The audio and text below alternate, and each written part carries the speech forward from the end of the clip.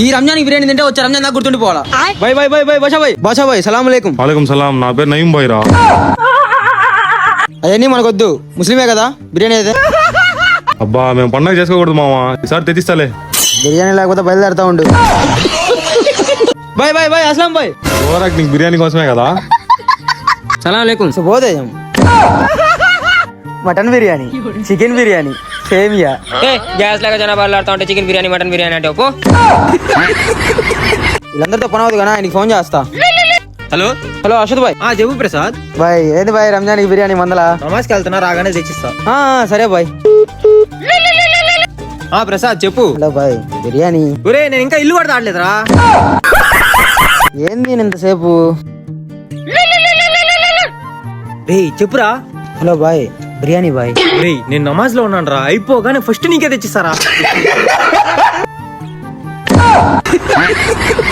రారా నాయనా, నీ బిర్యానీ నీకు ఇస్తానా? ప్రశాంతంగా నమాజ్ కానీ చదువుకోనిట్లేదు. బాయ్ రంజాన్కి బిర్యానీ ఇస్తాను, 3 రోజుల నుంచి అన్నం కూడా తినలేదు బాయ్. రాబోయే తొందరగా అయిపోద్ది బిర్యానీ.